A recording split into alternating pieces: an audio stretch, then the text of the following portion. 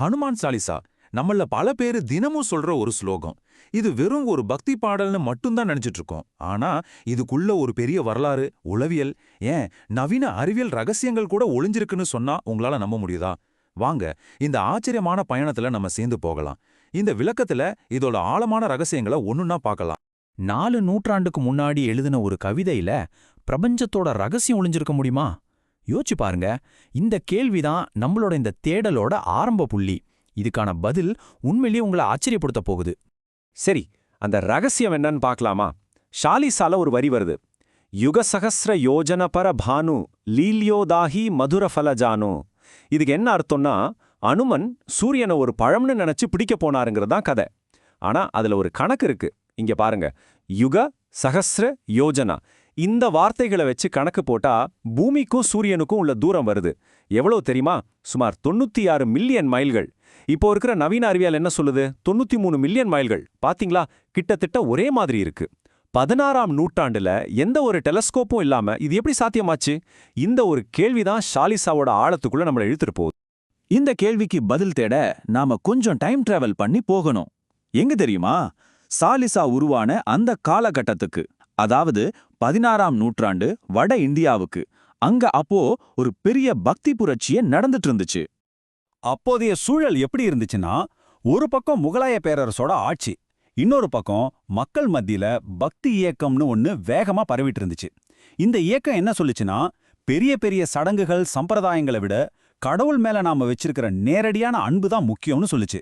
ஆனா ஒரு சிக்கல், புனித நூல்கள் எல்லாமே சம்ஸ்கிருதத்துல இருந்துச்சு. அது சாதாரண மக்களுக்கு புரியல. அப்போதான் அந்த நூல்களை எல்லாம் மக்கள் பேசுற மொழிக்கு கொண்டு வரணுங்கிற ஒரு பெரிய தேவை உருவாச்சு. இந்த சமூக மாற்றம் தான் ஹனுமான் சாலிசா உருவாகிறதுக்கு ஒரு சரியான காலத்தை அமைச்சு கொடுத்துச்சு. சரி, இந்த சூழல்ல தான் நம்ம கதைநாயகன் வராரு. இந்த அற்புதத்தை படைச்சவர், அவர் பேரு துளசிதாசர். அவரோட வாழ்க்கையில நடந்த ஒரு ரொம்பவே நாட்டுக்கியமான ஒரு சம்பவம் தான் இந்த சாலிசா உருவாகவே காரணம்.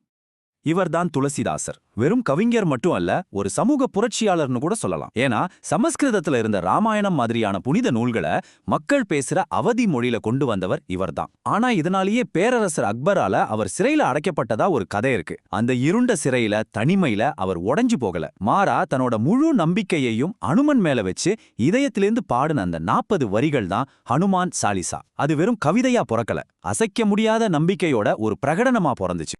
சரி, இந்த வரலாறு ஒரு பக்கம் இருக்கட்டும். இப்போ அந்த கவிதையோட அமைப்புக்குள்ள கொஞ்சம் போலாம். ஏன்னா இது சும்மா வார்த்தைகளை கோர்த்த ஒரு பாடல் இல்ல, இதுக்குன்னு ஒரு தெய்வீகமான கட்டமைப்பு இருக்கு. சாலிசாவோட அமைப்பை பார்த்தீங்கன்னா அது ரொம்பவே அழகா வடிவமைக்கப்பட்டிருக்கு. மொத்தம் 3 பகுதிகள். முதல்ல ஒரு அறிமுகம் மாதிரி 2 தோஹா, அதாவது 2 வரி செய்யுள். அதுக்கப்புறம் பாடலோட மையப்பகுதியான 40 சௌபாய்கள், அதாவது 4 வரி செய்யுள்கள். கடைசியா ஒரு முடிவுரை மாதிரி ஒரு தோஹா.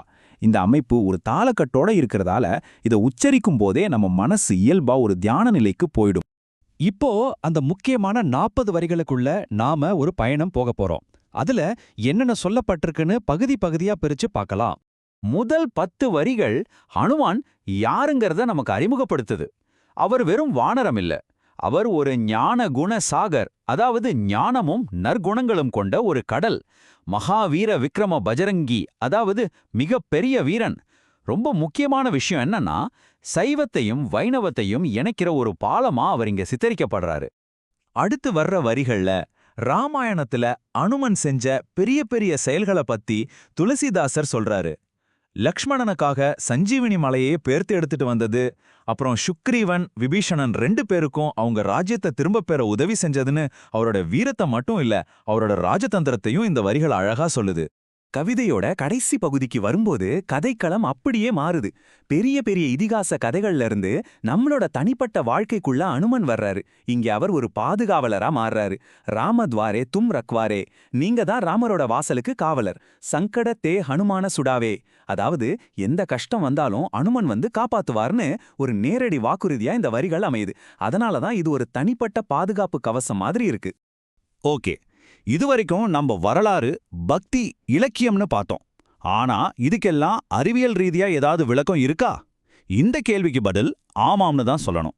இந்த பழமையான ஆன்மீக பயிற்சிக்கும் நவீன அறிவியலுக்கும் ஒரு ஆச்சரியமான தொடர்பு இருக்கு. இப்போ சமீபத்துல நடந்த சில ஆய்வுகள் ஹனுமான் சாலிசாவை தொடர்ந்து சொல்றதால நம்ம உடம்புலயும் மனசுலயும் என்னென்ன மாற்றங்கள் நடக்குதுன்னு ஆராய்ஞ்சிருக்காங்க. ஆன்மீக பாதுகாப்புன்னு நாம நம்பிக்கையா சொல்ற விஷயத்துக்கும் நம்ம மூளையோட நியூரோபிளாஸ்டிசிட்டி, அதாவது மூளையால தன்னைத்தானே மாத்தி அமைச்சுக்கிற திறனுக்கும் தொடர்பு இருக்கலான்னு சொல்றாங்க. அது மட்டும் இல்ல, இதய துடிப்பு, மூளை அலைகள்ல கூட நேர்மறையான மாற்றங்கள் ஏற்படுதாம். உதாரணத்துக்கு இந்த சார்ட்டை பாருங்க. ஒரு ஆய்வுல 45 நாள் தொடர்ந்த சாலிசா சொன்னவங்களுக்கு மூளையோட நியூரோபிளாஸ்டிசிட்டி ஸ்கோர் 78.3 இருந்து 94.1 வரைக்கும் அதிகரிச்சிருக்கு. அதே மாதிரி சிஸ்டாலிக் ரத்த அழுத்தம், அதாவது பிளட் பிரஷர், சராசரியா 10 பாயிண்ட் குறைஞ்சிருக்கு. இது இந்த உச்சரிப்புக்கும் நம்ம உடம்புல நடக்கிற மாற்றங்களுக்கும் நேரடி தொடர்பு இருக்குங்கிறத காட்டுது இல்லையா? அப்போ ஹனுமான் சாலிசாங்கிறது வெறும் ஒரு கவிதை மட்டும்தானா? இல்லவே இல்ல. அது ஒரு உயிரோட்டமான மரபு. பழங்காலத்தையும் நம்ம நிகழ்காலத்தையும் இணைக்கிற ஒரு ஆச்சரியமான பாலம். பக்தி, தைரியம், அப்புறம் எந்த ஒரு சுயநலமும் இல்லாத சேவை, இந்த மூணைய வச்சு ஒருத்தர் தன்னை எப்படி மாத்திக்க முடியும்னு இந்த சாலிசா நமக்கு ஒரு வழிகாட்டி மாதிரி சொல்லுது. இது ஒரு காலத்தால் அழியாத ஒரு அற்புதமான கருவி. கடைசியா துளசிதாசரே தனக்காக வச்ச ஒரு வேண்டுகோளோட இதை முடிக்கலாம். துளசிதாச சதாஹரி ஷேரா கீஜே நாத ஹிருதய மட்டேரா. இதுக்கு என்ன அர்த்தம்னா, துளசிதாசனாகிய நான் எப்பவும் இறைவனோட சேவகன், இறைவா நீங்க என்னோட இதயத்துல வந்து தங்குங்கன்னு கேட்கிறாரு. இந்த ஒரு தூய்மையான பக்தி தான் பல 100 வருஷங்களா அந்த சாலிசாவை உயிர் போட வச்சிருக்கு. ஒரு கவிதையா ஆரம்பிச்சு வரலாறு, அறிவியல்னு பல விஷயங்களை தொட்டு நாம செஞ்ச இந்த பயணம் ஆன்மீகத்துக்கும் அறிவியலுக்கும் நடுவுல நமக்கு தெரியாத இன்னும் எத்தனை பாலங்கள் இருக்கலாங்கிற ஒரு பெரிய கேள்வியை நம்ம முன்னாடி வச்சுட்டு போகுது.